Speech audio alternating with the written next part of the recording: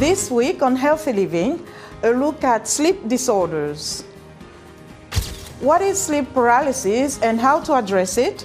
An expert has some answers.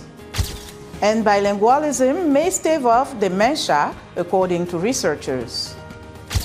Plus, a unique fitness center in New Orleans caters to the special needs of their clients' disabilities. These stories and more in this edition of Healthy Living.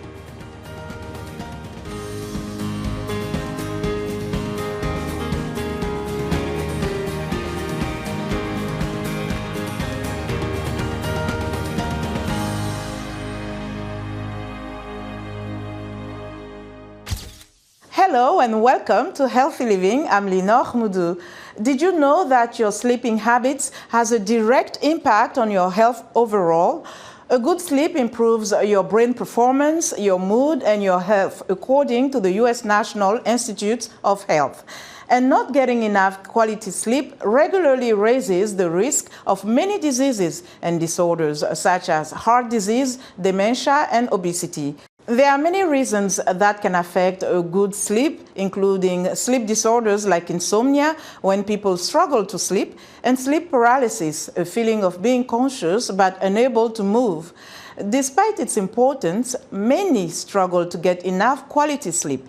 VOA's Alula Kebede spoke to an expert who shared insights on the effects of sleep deprivation and how to improve sleep habits for better overall health. Krista Martin has arrived at the Rockville Sleep Center for her follow-up exam. Martin expressed her satisfaction with the improvements in her sleep and breathing. My sleep and my breathing are a lot better. Since October and using the BiPAP and doing the breathing exercises, I sleep through the night. I don't wake up as often. I'm not tired when I wake up in the morning. According to Dr. Asefa Mukonnen, a principal investigator at Velocity Clinical Research, early detections of conditions like sleep apnea can make a significant difference in a patient's health improvement. He is involved in clinical trials that explore the safety and effectiveness of medicines, medical devices, vaccines, and tests. Dr. Asefa says whether caused by insomnia or other factors, sleep deprivation places significant stress on the body and disrupts its internal clock. And our sleep loss, when we wake up, wakefulness is a stressful physiology to our body. Body produces a very high level of stress hormone. Cortisol, adrenaline picks up. This isn't just a case of losing an hour's sleep. According to Dr. Asefa, the change causes a misalignment of body's internal system, which causes a series of conditions, particularly in individuals who may have some underlying conditions. Getting a healthy amount of sleep is important, Dr. Asefa explains. Similarly, consistency, what we do or do not do during the day, and especially before going to bed, all have an impact on the quality of our sleep and thus our health and quality of life. If we're fatigued, if we have difficulty losing weight, if our appetite changes, like food craving for high carb, those are all signs of sleep deprivation. Our brain can be retrained to develop good sleeping habits, Dr. Asefa says, but checking with a physician is always the best approach, he cautioned. A medical evaluation is always needed because there's an overlap of symptoms. We do monitoring of their sleep either at their own home or in our laboratory here. I'm doing great. Krista believes she is doing better as a result of the treatment. So I walk 2.5 miles every other day, and I do yoga, because I used to be just so exhausted. I couldn't do anything. Krista is happy with the results. Alula Kebede, VOA News, Washington. The Sleep Foundation describes sleep paralysis as a temporary loss of muscle control known as atonia, just after falling asleep or before waking up. It frequently involves hallucinations or a feeling of suffocation and is considered a parasomnia, which are abnormal behaviors during sleep. The exact causes of sleep paralysis are unknown, but experts say it is linked to sleep disorders and certain mental health conditions. However, some people believe sleep paralysis to be a result of the supernatural, a spiritual or mystical manifestation. We asked your thoughts on sleep paralysis. Here are some reactions from Abuja, Nigeria.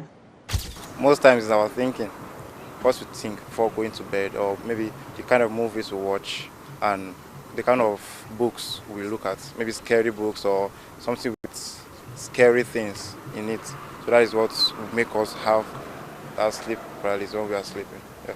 How do you think somebody can get rid of this sleep paralysis? Yeah, we are Africans, so we believe in prayers. So we can use prayers to get rid of it, and also just go to bed without thinking about anything negative. Maybe stress. I don't know.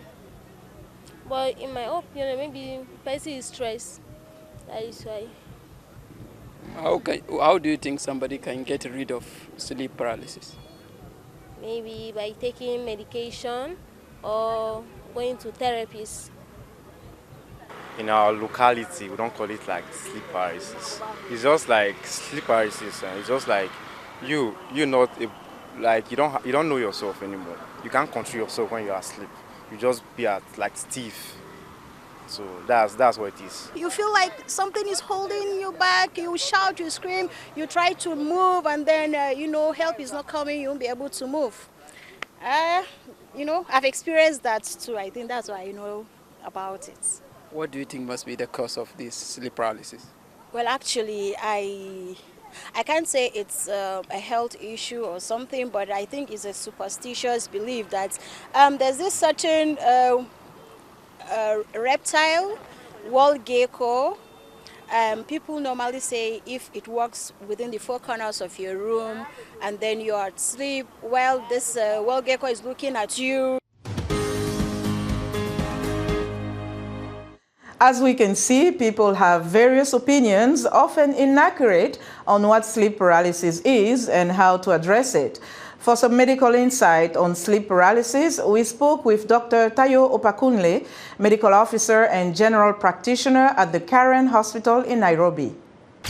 So with regards to the causes of sleep paralysis, there's still a lot of research ongoing about what causes it, and there's no clear set explanation for what causes it. Some people have some theories about what causes it, but what we've seen is that there are certain predisposing factors to developing sleep paralysis. Things like having narcolepsy, which is where you get these bouts of sleep that are so irresistible, you just fall asleep during the day. Then suffering from insomnia, people who sleep in a supine position. So if you sleep facing up, you're at an increased risk of actually having an episode of sleep paralysis. The way to prevent episodes of sleep paralysis is by having what's known as good sleep hygiene. A group of actions or habits that promote better quality sleep. Some of the things which help with this is going to bed at the same time every single day, getting at least 8 hours of good quality restful sleep, avoiding any screens that emit especially blue light roughly 30 minutes before bed, avoiding consuming anything like caffeine or alcohol before bed. And then if you do have any one of the mental health disorders that I talked about, having adequate treatment for that.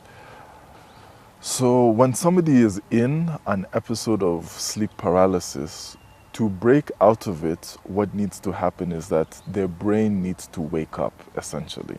It could be extremely difficult to break out of an episode of sleep paralysis without somebody helping you essentially wake up. So lots of people who develop or have an episode of sleep paralysis say they either see, and it depends on the cultural context. So I can definitely talk about how it's a medical experience or a medical phenomena. But as to what people experience, while they're having an episode of sleep paralysis, I think really comes down to interpretation. It's not anything to worry about because they're still breathing normally, their heart is still pumping, so they're not in any kind of major danger. Researchers say speaking 2 languages may keep dementia away. A new study suggests that bilingualism may also come with another benefit: improved memory in later life. Studying hundreds of older patients, researchers in Germany found that those who reported using 2 languages daily from a young age scored higher on tests of learning, memory, language, and self-control than patients who spoke only 1 language. Volunteers who reported using a 2nd language daily between age 13 and 30 or between age 30 and 65 had better results compared with those who were not bilingual at those ages. The findings, published in the journal Neurobiology of Aging, suggest that bilingualism protects against dementia and cognitive decline in older people. Mark Raymond Jr. and his dedicated team are revolutionizing how people with disabilities approach their health and well-being. At the Split Second Fitness Center in New Orleans, they provide resources and programs tailored to the special needs of each of the clients' disabilities. In the process, they are breaking down barriers and improving the quality of life for the people they serve. Aaron Fader shows us how. Yeah, let's go. Push. 2. Split Second Foundation is a nonprofit organization committed to breaking barriers for people with disabilities. And how we do that is by creating resources and programs for people to improve their quality of life. Split Second Fitness is the first rehab-based fitness center in the Gulf South, specifically for people who've had paralysis, amputations, or some type of neurological condition. Although now we're seeing people even in like the aging population. The significance was, again, a lot of these people were going through health-related situations and being really put in a box with how many visitations they got from insurance. And once they were discharged, they had no place to go to continue their recovery and rehab journey. We've become that place. Unfortunately, rehab isn't just a linear, like, you're done in 9 months kind of thing, right?